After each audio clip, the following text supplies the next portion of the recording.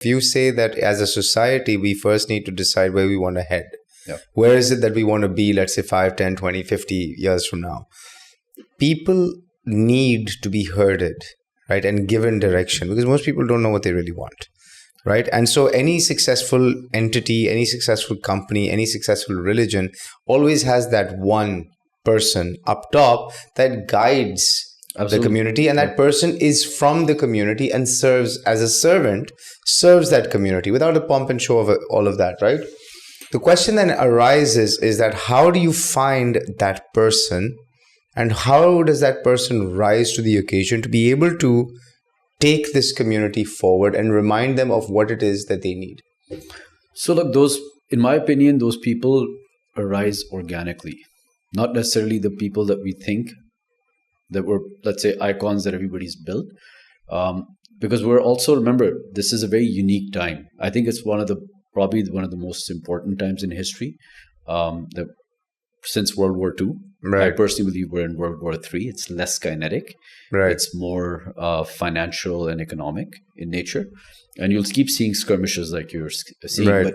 But what is the underlying fissure for that? The underlying fissure, let's go back to the previous cycle. The previous cycle was actually pretty long. It was 1914 and 1945. So World War I and World War II were actually the disruption of the British Empire. Correct. And both were linked to that. And it was the rise of the American Empire, or you can say the end of the pound reserve currency and the start of the dollar reserve currency. So at that time, your princely states, your monarchies, your feudals were being disrupted by new technological innovation, which was the industrialists. And in that entire cycle from 1914 to 1945, at the end of that period, the industrialists had become the barons, and a lot of the agricultural workforce had moved into factories. So now let's fast forward to today. This disruption started sometime in, let's say, 2001, I'll take as a benchmark, similar to 1914. And that's really when the dot-com bubble peaked, and then really Amazon and these companies actually started emerging after that, right? After the bubble. Right. So from that, if you look at it, and World War III has started. So let's say that, from that period till now, this technological transition has started where technology is disrupting the industrialists. Right. They call it like the fourth industrial revolution, but to me it's very simple. Technology is disrupting all the old systems. That typically, when you have these type of changes, and then what's happened? At that time, you had the rise of the US to counter the UK. Now you have rise of China to counter the US. So these things are going to take decades to play out. I'm not implying that the US is going to lose the mantle.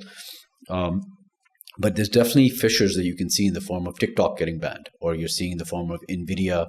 The US government effectively has stopped NVIDIA from sending those chips to China because the battle now is for the digital empire and for payments.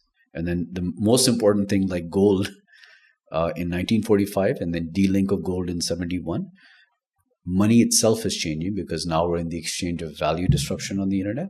And so that element is kicking in where, okay, we have alternate settlement systems. The most dominant one was SWIFT, which was technically in control of the US and allies.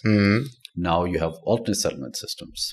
And so that disruption is pretty profound in terms of what's playing out. So I want to kind of lay the context here because in order to actually see Pakistan, I think that part of what I'm doing is I'm trying to actually back a lot of people that I feel are smart individuals that wouldn't have gotten a chance in the traditional banking system, where you needed to put up collateral, which then inherently has a disadvantage, right? Because if you have collateral, you can go get a loan and build a business.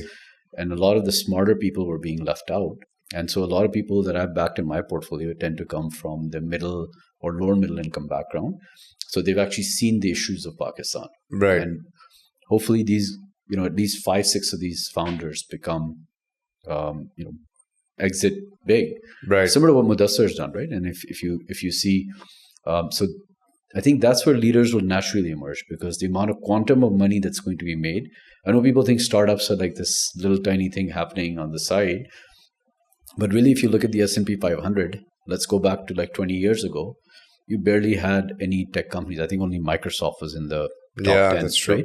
Today, if you look at it, the whole S&P is Magnificent Seven. It's all Yep. tech. So we're already in the digital empire. Right. Now, Pakistan's pieces are going to emerge. And that's, in my opinion, going to be in fintech. And that's why I was talking about all this stuff with money, because this is unlike anything what anybody's seen before. The combination of fintech and AI really changes. Money is everything. Money is all pretty much what all empires have. They become empires by controlling money.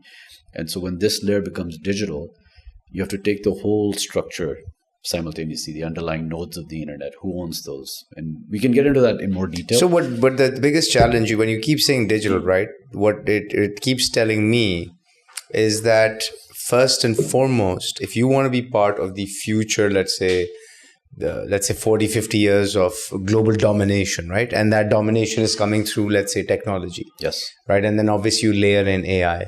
All of this is entirely dependent on one thing: connectivity. If you have no connectivity or the infrastructure of connectivity, there is no way you can be a part of this future.